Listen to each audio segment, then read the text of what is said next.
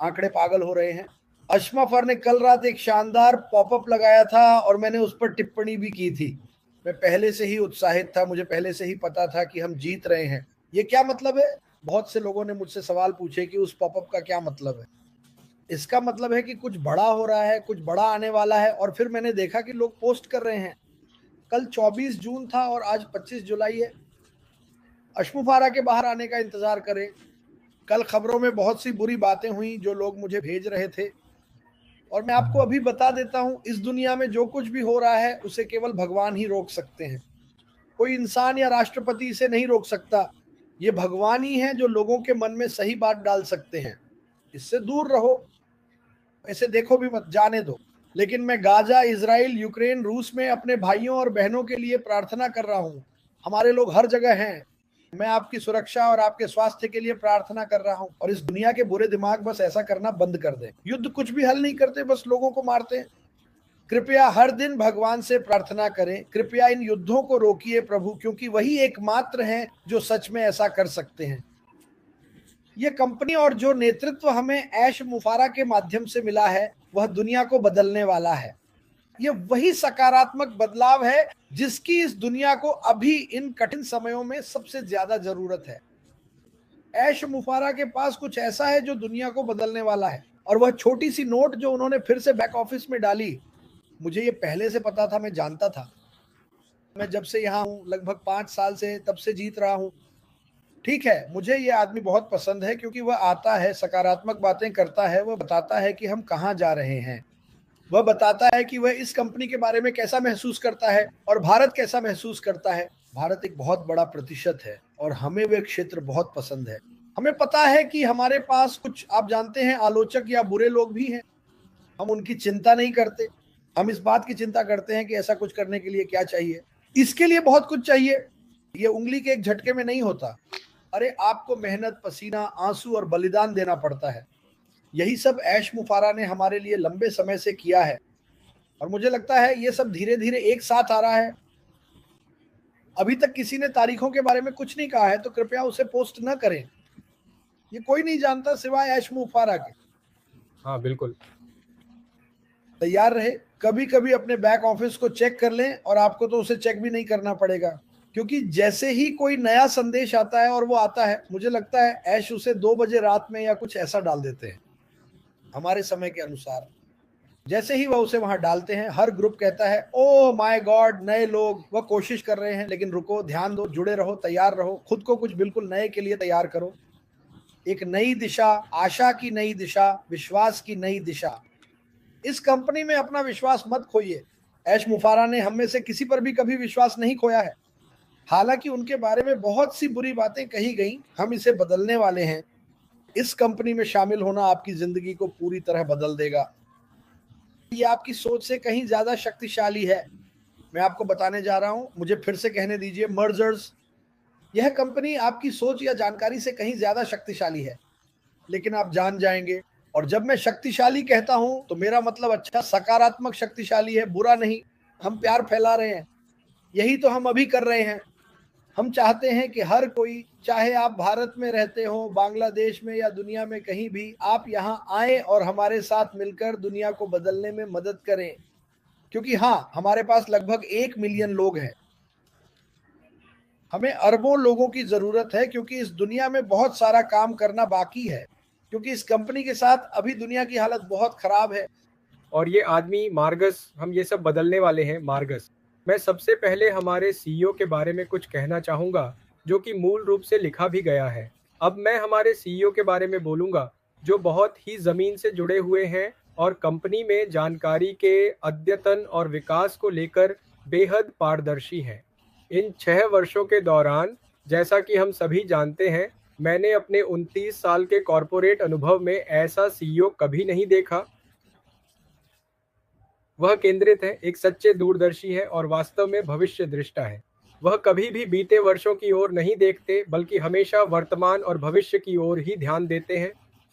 इसीलिए हम सभी बहुत सौभाग्यशाली हैं कि हम अपने सीईओ और उनकी कंपनी के अच्छे हाथों में हैं। इसलिए हम अपने सीईओ का उन चुनौतियों, बाधाओं और मुश्किलों के लिए सम्मान करते हैं जिनका उन्होंने पिछले 2 वर्षों में सामना किया है। और यह वास्तव में सराहनीय है कि उन्होंने इन सभी परिस्थितियों को अकेले ही अलग-अलग रणनीतिक तरीकों से संभाला है। अंत में मैं सीईओ को उनके सराहनीय प्रयासों और टीम के साथ मिलकर की गई उनकी समर्पित मेहनत के लिए सलाम करता हूं। आईटी उद्योग में क्रांति लाने के लिए जो पीढ़ी दर पीढ़ी याद रखी जाएगी और जिसका अनुसरण किया जाएगा। हाँ, तो थोड़ा सा मैं अपना संक्षिप्त परिचय दूंगा क्योंकि लोग शायद मुझे नहीं जानते होंगे, क्योंकि मैं सिर्फ पर्दे के पीछे एक लेखक हूँ।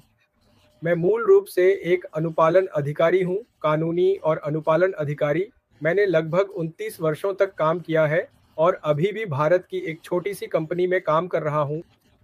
तो मैं मुंबई में रहता हूँ, एक जगह है जिसे ठाणे कहते हैं। मैं हर दिन अपने ऑफिस जाने के लिए लगभग 3 घंटे यात्रा करता हूँ और वापस आने में भी 3 घंटे लगते हैं। ये मेरे लिए एक बहुत ही कठिन स्थिति है, लेकिन मैं एक अनुपालन अधिकारी के रूप में अपने काम का आनंद लेना चाहता हूँ। तो मूल रूप से मैं उस कंपनी के बारे में बात करना चाहता हूँ जिसे हमारे सीईओ ने ऑन पैसिव के रूप में शुरू किया है। ये एक प्राइवेट लिमिटेड कंपनी है जो सभी सरकारी संगठनों में सूचीबद्ध है और मुझे बहुत गर्व है कि हमारे सीईओ ने लगभग 200 देशों में इसे स्थापित करने की चुनौती ली है। यह एक बहुत ही सराहनीय कार्य है। यह कोई बहुत आसान काम नहीं है। तो मैंने देखा है कि 29 वर्षों के दौरान कई बार मैं बोर्ड रूम में सीईओ और निदेशकों के साथ बैठा हूँ। वे कभी भी बहुत लचीले नहीं थे, वे कभी भी बहुत व्यावसायिक दृष्टिकोण वाले नहीं थे, लेकिन हमारे सीईओ पूरी तरह से अलग हैं, जो न केवल व्यवसाय से जुड़े हैं बल्कि उनकी कंपनी की अवधारणा और उद्देश्य भी अलग है जिसे उन्होंने स्थापित किया है। मूल रूप से दुनिया में मानवता को ऊपर उठाना उनका उद्देश्य है। तो ये वास्तव में बहुत ही सराहनीय है। मैंने आज तक ऐसा कोई सीईओ नहीं देखा जिसने इस तरह का विचार किया हो और आने वाले वर्षों में भी कोई सीईओ ऐसा सोचने वाला नहीं है।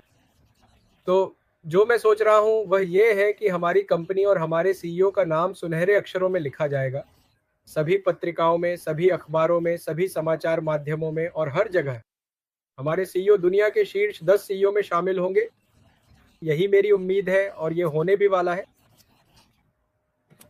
मूल रूप से मैं कंपनी के कुछ अंतर को परिभाषित करना चाहता हूं। हमारी कंपनी मूल रूप से सहयोगियों के साथ घुलने मिलने के लिए बनाई गई है। सहयोगियों के साथ वे केवल कुछ राशि का भुगतान कर रहे हैं, लेकिन वह कमीशन से दिया जाता है। लेकिन यह उद्योगों के इतिहास में पहली बार है। न तो कोई प्रमोटर न ही कोई सीईओ ने ऐसी कंपनी बनाई है जो जब आप खर्च करते हैं तो उस पर आपको रिटर्न देती है। लेकिन अगर आप दूसरी कंपनियों की तरफ देखें, जहां कंपनियां शेयर होल्डर्स की होती हैं, जो national stock exchange, Bombay stock exchange और न्यूयॉर्क स्टॉक एक्सचेंज जैसी एक्सचेंजों पर सूचीबद्ध हैं, वे मूल रूप से कंपनी के शेयर होल्डर होते हैं, लेकिन उन्हें साल में केवल डिविडेंड ही मिलता है। लेकिन हमारी कंपनी में ये बिल्कुल अलग है। ये डिजिटल आधारित है और उत्पाद बेहतरीन है। और मैं आमतौर पर सभी डिजिटल उत्पादों को देखता हूं जो हमारे सीईओ द्वारा आविष्कृत और कल्पित किए गए हैं। तो आने वाले दिनों में एक अच्छे माहौल की उम्मीद रखें। मूल रूप से भारत में 99% सब कुछ सकारात्मक है। आप कह सकते हैं कि 1% नकारात्मक हो सकते हैं, लेकिन अगर यह किसी की प्रकृति है तो हम उनकी मदद नहीं कर सकते। हम किसी व्यक्ति को उसके बचपन से ही नहीं बदल सकते। अगर वह उसी तरह बदल गया है तो उसे उसी रास्ते पर जाना होगा, इसलिए हम नकारात्मक लोगों पर ध्यान नहीं दे सकते। तो 99 हमारे सभी भारतीय मूल रूप से मैं देखता हूं भारत में उत्तर और दक्षिण भारत में लोग बहुत उत्साहित हैं। वे मूल रूप से हम सोच रहे हैं कि हमारे सीईओ से मिलें और अगले चरण के लिए आगे बढ़ें, जिसे उन्होंने बताया है। मूल रूप से यह एक चरण है, आप कह सकते हैं एक नई दिशा। तो ये सब उन अप्रत्याशित परिस्थितियों के कारण हुआ है जिनका उन्होंने सामना किया है। तो मैं वास्तव में हमारे सीईओ को सलाम करता हूं कि उन्होंने अकेले ही ऐसी सभी परिस्थितियों को संभाला और बिना हमारी किसी मदद के सब कुछ अकेले ही संभाला। और उनकी टीम भी बहुत मदद कर रही है। आप कह सकते हैं कि एक कंपनी में कई विभाग होते हैं। एक कंपनी के व्यक्ति के रूप में मैं जानता हूं कि वहाँ बहुत सारे विभाग हैं, जैसे कि लीगल है, प्रशासन है, एचआर है, वे सभी हमारे सीईओ के साथ मिलकर शानदार काम कर रहे हैं, तो ये एक बहुत अच्छा अवसर है। सभी एफिलिएट्स हम आने वाले वर्षों में एक बहुत ही शानदार जीवन का आनंद ले रहे हैं।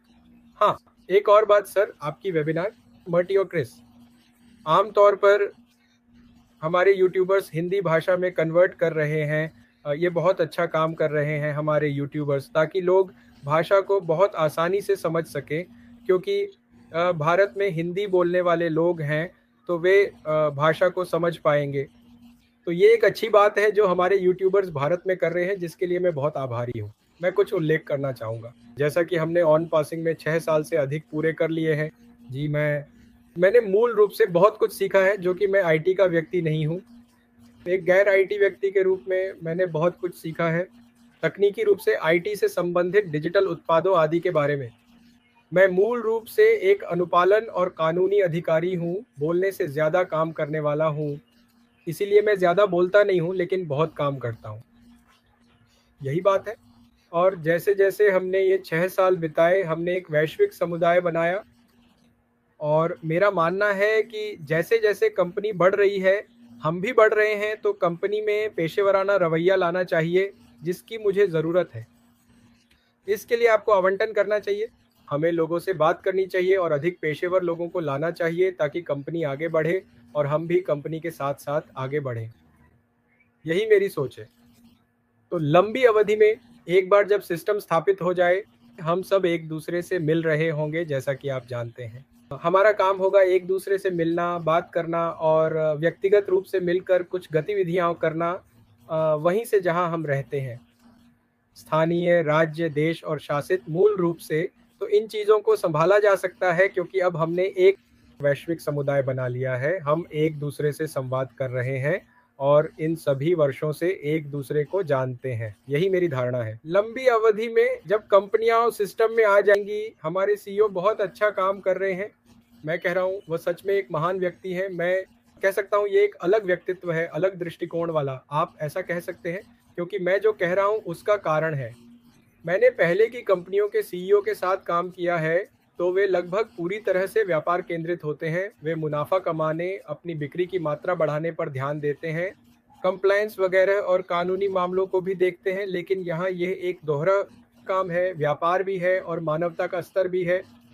हमारी कंपनी का मेमोरेंडम ऑन पैसिव का मेमोरेंडम है, उसमें चार्टर है, तो उसमें एक परिभाषा दी गई है कि ये तो एक अवधारणा है, यह मानवता के विकास की अवधारणा है, जो किसी कंपनी के लिए आवश्यक है, और हमारी कंपनी में यह पहले से ही मौजूद है। और बहुत सारी सरकारी मंजूरियां भी हैं।